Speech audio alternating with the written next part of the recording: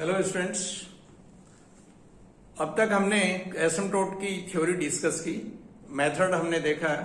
Algebraic curves के लिए हम किस तरह से एसिम्पटोट की इक्वेशन ज्ञात करेंगे। एल्गोरिथम में मैंने शॉर्टकट आपको बताया था कि सबसे पहले दिए गए कर्व के लिए चेक करें, ये सेकंड डिग्री कर्व है, सेकंड डिग्री कर्व है, तो हम पैरेलल और ऑब्लिक एसिम्पटोट के लिए फर्स्ट ऑफ ऑल पैरेलल एसिम्पटोट हम देख लेते हैं कर्व के लिए। सो इस कर्व में अक्स की हाईएस्ट डिग्री टर्म केवल एक टर्म है, अक्स स्क्वायर, अक्स की हाईएस्ट डिग्री टर्म, इसका कोएफिशिएंट 1 जो कि कांस्टेंट है। अर्थात अक्स की हाईएस्ट डिग्री टर्म का कोएफिशिएंट अगर कांस्टेंट नहीं है तो उसे 0 करेंगे और एसिम्पटोट जो कि एक्स एक्सिस के पैरेलल है उनकी इक्वेशन ज्ञात करेंगे। इस केस में अक्स की highest degree term x square का कोएफिशिएंट 1 जो कि एक कांस्टेंट। इस तरह से इस कर्व के लिए एक्स एक्सिस के पैरेलल कोई एसिम्पटोट नहीं है। दूसरी ओर y की highest degree term -3y square, coefficient -3, again constant. So y के पैरेलल कोई एसिम्पटोट नहीं है, तो इस कर्व के लिए एक्सिस के पैरेलल कोई एसिम्पटोट नहीं है। बाकी एसिम्पटोट हम कैसे देखेंगे। सो सेकंड डिग्री कर्व है, जो टर्म सेकंड डिग्री के हैं, यहां पर ये 3 टर्म सेकंड डिग्री के हैं, x square plus 2xy and -3y square. इन सभी टर्म में शॉर्टकट जैसा कि मैंने बताया था, x = 1 और y = m रखें।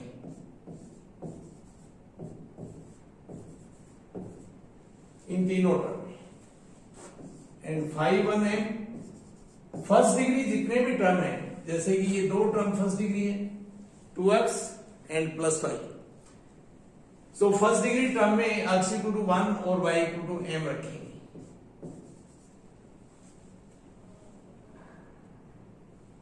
देन हाईएस्ट डिग्री टर्म के करस्पॉन्डिंग जो फाई टू m है, इसे 0 करेंगे। Slope of the asymptote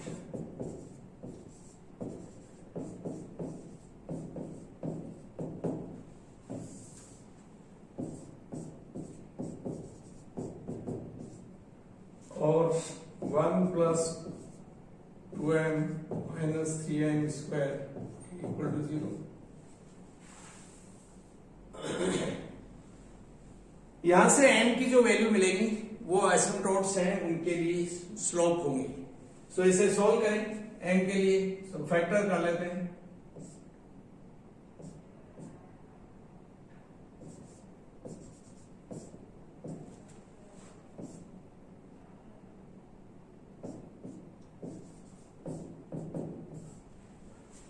check कर सकते हैं, -3m square plus 3m and -m, so +2m and +1 और m = 1 एंड -1/3, दोनों रियल वैल्यू हैं। एसिम्पटोट की equation y = mx + c।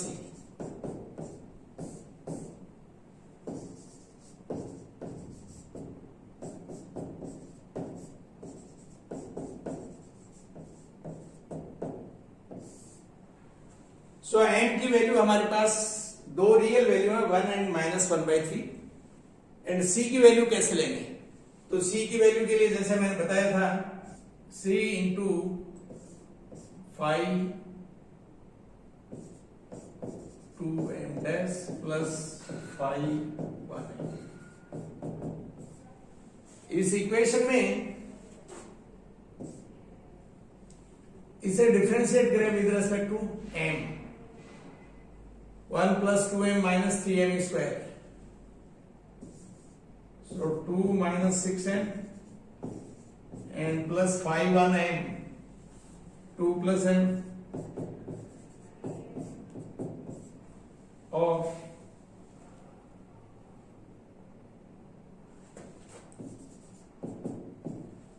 m की हर वैल्यू के करस्पॉन्डिंग इस इक्वेशन से c की वैल्यू लेंगे। ध्यान दें, यहां से हम देख सकते हैं C equal to minus 5(1m) upon 5(2)m। Dash derivative with respect to m है। अगर m की दो वैल्यू सेम है इस इक्वेशन के लिए, इसके दो रूट्स अगर सेम है तो डेफिनेटली 5(2)m इक्वल टू 0 के लिए भी m की वो वैल्यू एक रूट होगा। अब if m equal to a is double root of the equation 5(2)m equal to 0, then m equal to a is one of the root of 5(2)m equal to 0। अर्थात अगर इस equation का कोई root repeat हो रहा है तो definitely वो इस इक्वेशन का भी एक रूट होगा। इस तरह से अगर 5(2)m की वैल्यू किसी m की एक डेफिनेट वैल्यू के लिए 0 होती है तो 5(2)m भी 0 होगा, और उस केस में जब ये 0 होगा तो c की वैल्यू इनफाइनाइट होगी, सो फाइनाइट नहीं होगी। सो m की वैल्यू उन केसेस में जबकि इस इक्वेशन का कोई रूट रिपीट हो रहा है हम इससे नहीं लेंगे, इसके लिए एक अलग से है इक्वेशन, वो यूज में लेंगे। सो यहां पर when m इक्वल टू 1 ये इक्वेशन होगी 2 - 6 + 3 इक्वल टू 0 और c equal to 3/4 and when m equal to -1/3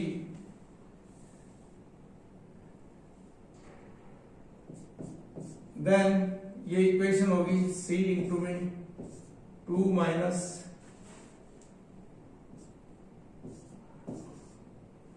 -1/3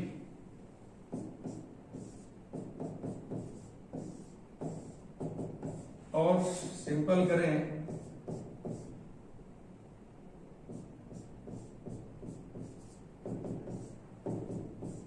so c equal to -5/12।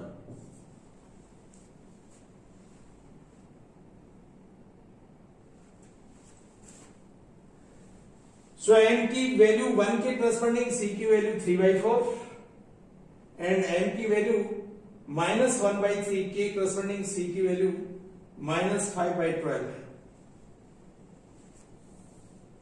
So equation of asymptote y equal to x plus 3/4 और सिंपल कर सकते हैं 4y equal to 4x plus 3 and दूसरा asymptote y equal to mx and plus c।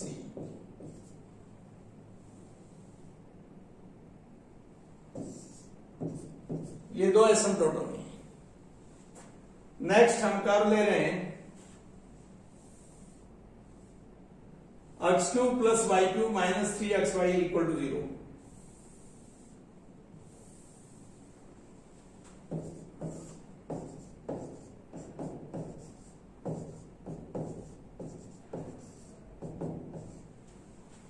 इस curve के लिए asymptote की equation, so again curve 3rd degree curve है। x की highest degree term x³ coefficient 1 constant, so x axis के parallel कोई asymptote नहीं होगा। एंड सिमिलरली y³ y के हाईएस्ट डिग्री टर्म का कोएफिशिएंट भी 1 कांस्टेंट है, सो y के पैरेलल भी कोई एसिम्प्टोट नहीं होगा। बाकी एसिम्प्टोट्स के लिए highest degree term 3rd degree, ये दो टर्म है, इन दोनों टर्म में x इक्वल टू 1 और y इक्वल टू m रखेंगे। सेकंड डिग्री जितने भी टर्म हैं उनमें भी हम x इक्वल टू 1 और y इक्वल टू m रखेंगे। ये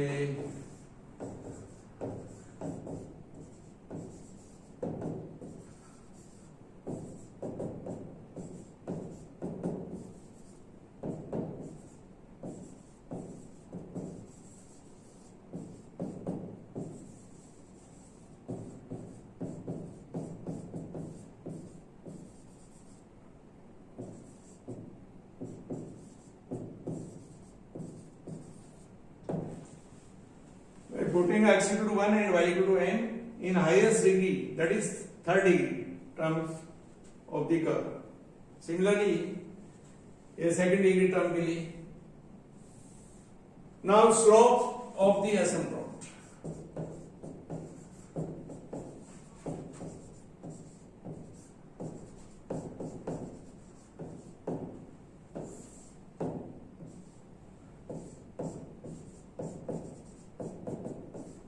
इसे जीरो करेंगे और 1 plus n cube equal to 0. इसे सॉल्व करेंगे.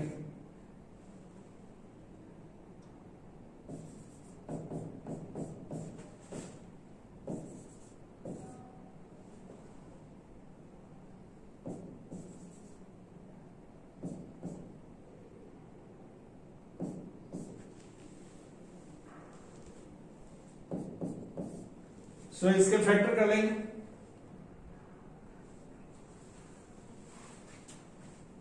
This imply m equal to -1 and m equal to 1 plus minus.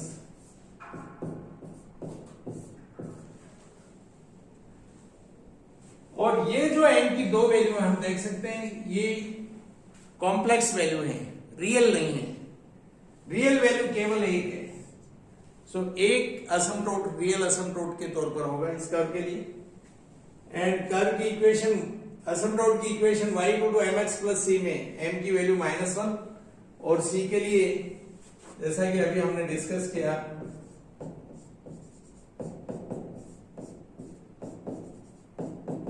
यहां से c की वैल्यू लेंगे 5 3' m differentiate with respect to m. So 3m square. इसे डिफरेंशिएट करें with respect to m.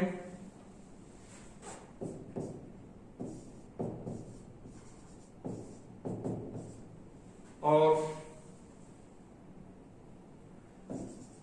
m की value -1 then c 3m square. So 3 and -3 into -1. So c plus 1 equal to 0 और c equal to -1.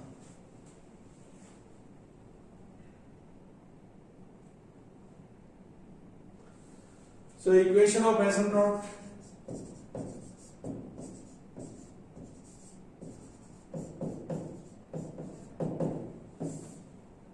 y equal to mx and plus c और y plus x plus 1 equal to 0.